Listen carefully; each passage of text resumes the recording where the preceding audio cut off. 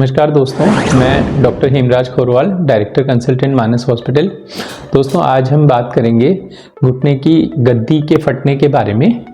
घुटने की गद्दी, जिसे हम साइंटिफिक लैंग्वेज में मेनिस्कस कहते हैं, यह सबसे पहले हम जानेंगे कि ये घुटने में कहाँ होती है, चोट लगने या फटने के कारण क्या है। उसके बाद उसके लक्षण की बात करेंगे और लक्षण के बाद ये किस प्रकार की, कितने तरह की इसमें चोट हो सकती है वो जानेंगे। और फिर अंत में हम जानेंगे कि इसके ट्रीटमेंट के उपाय या इसका उपचार कैसे किया जाता है। तो दोस्तों, आज हम सबसे पहले बात करते हैं कि घुटने की गद्दी, जिसे हम मेनिस्कस कहते हैं, ये घुटने के जोड़ के अंदर पाई जाती है। और बेसिकली ये फीमर यानी जांघ की हड्डी और टिबिया यानी पैर की हड्डी के बीच में, दोनों बोन्स के बीच में पाई जाती है। और ये एक सी शेप स्ट्रक्चर होता है और इनकी संख्या 2 होती है बेसिकली घुटने के अंदर। और दोनों ये घुटने की टिबिया के ऊपर फिक्स होती हैं। इनमें जो एक होती है मीडियल मेनिस्कस, एक होता है lateral meniscus. Medial meniscus comparatively ज़्यादा मोर रिजिड होता है, या यूँ मानो कि मोर फिक्स होता है कंपैरेटिवली लेटरल के। इसीलिए जब भी चोट लगती है तो मीडियल मेनिस्कस इंजरी ज़्यादा कॉमन होती है।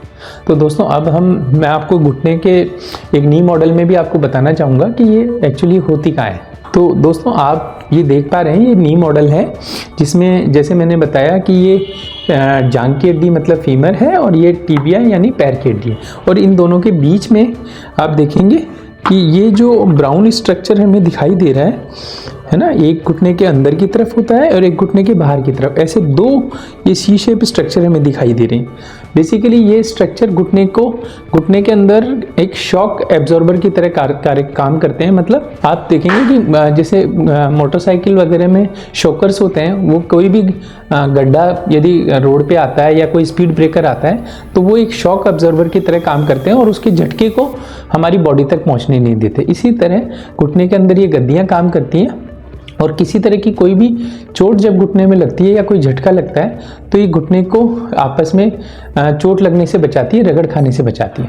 तो दोस्तों, अब हम जानते हैं कि मेनिस्कस इंजरी के कारण क्या है और किस तरह ये बेसिकली होती है।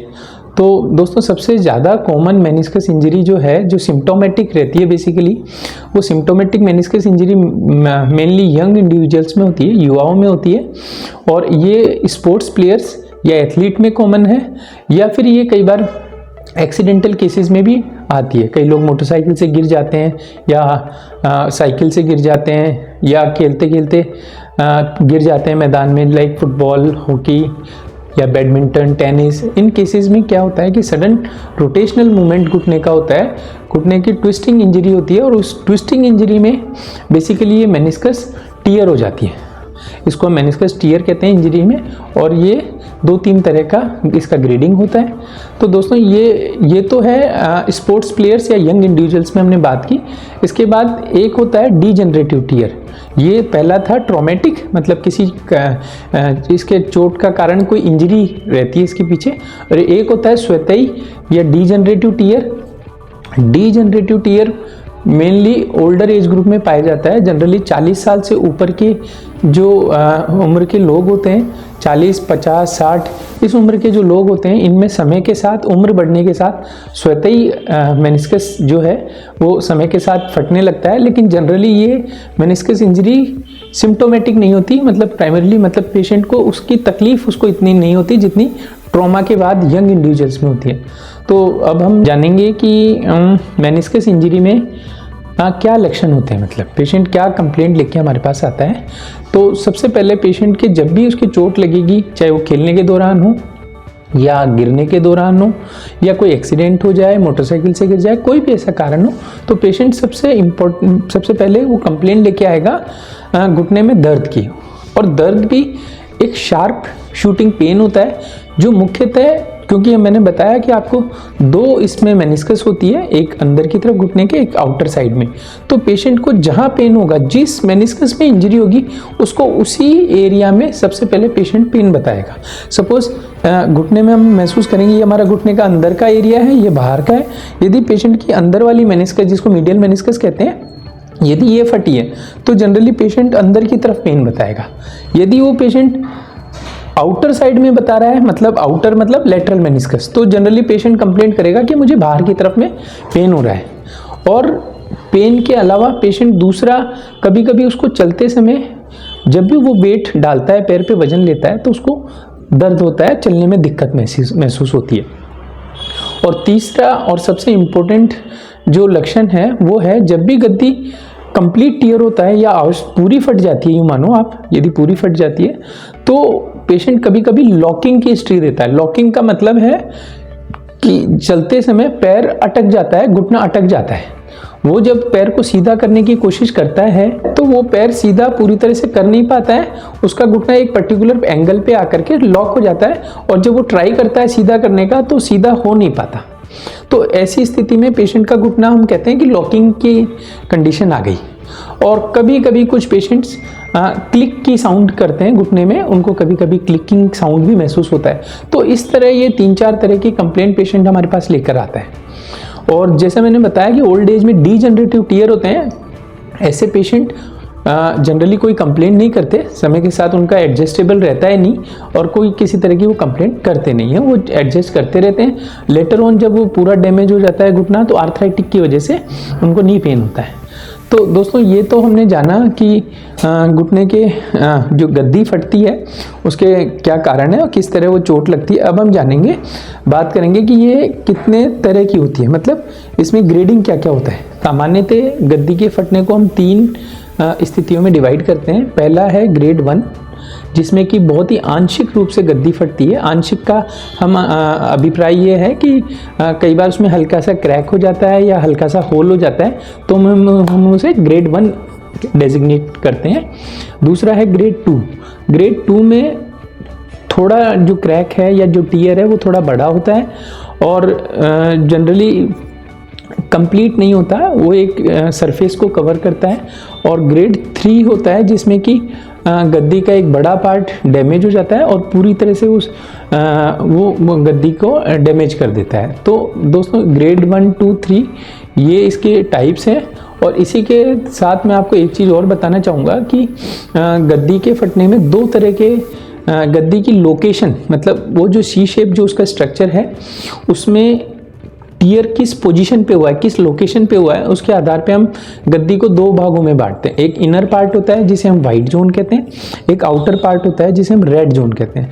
इनर जो पार्ट है वो जनरली वहाँ खून की सप्लाई या ब्लड सप्लाई कम होती है, इसलिए हम उसे वाइट जोन कहते हैं।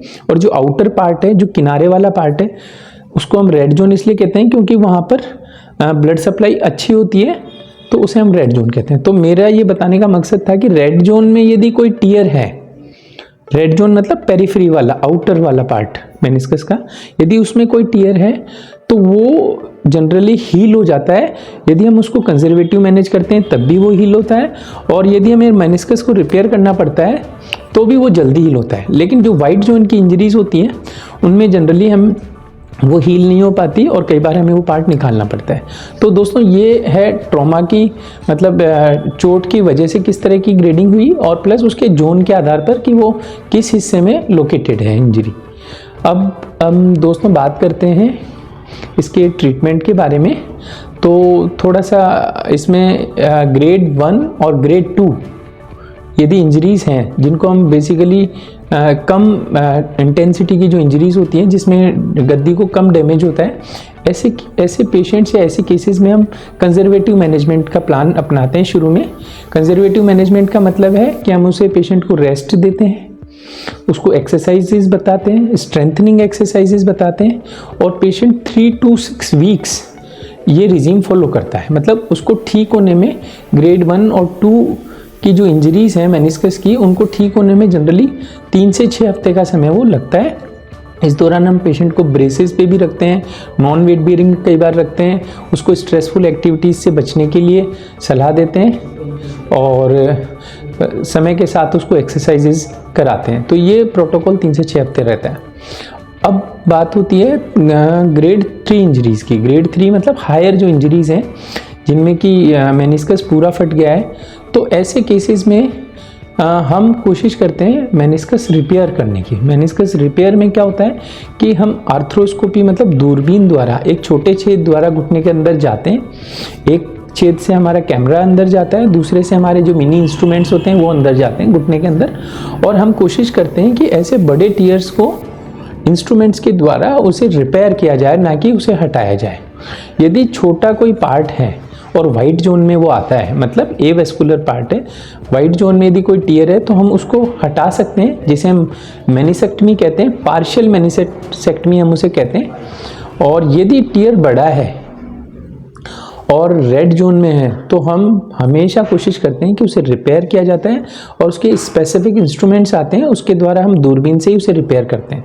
आफ्टर रिपेयर पेशेंट को कुछ समय के लिए रेस्ट दिया जाता है और ग्रेजुअल उसको फिजियोथेरेपी दे करके और धीरे धीरे वेट बेयरिंग कराया जाता है, ताकि वो हील हो जाए और लगभग पहले की स्थिति में घुटना आ जाए। तो दोस्तों, आज हमने गद्दी के फटने अर्थात मेनिस्कस इंजरी के बारे में जाना। इससे संबंधित जो भी क्वेरीज थी, जनरल जो क्वेरीज हैं उनके बारे में मैंने आपको बताया। और दोस्तों, यदि ऐसी इससे संबंधित या इस तरह की कोई कंप्लेंट आपके पास है या कोई आप जानकारी चाहते हैं तो मुझे मेरे चैनल पर संपर्क करें या नीचे दिए गए व्हाट्सएप नंबर पर अपनी डिटेल्स भेजें। मैं कोशिश करूंगा कि उनका आपको सही जवाब दूं और संतुष्टिपूर्वक जवाब। Thank you.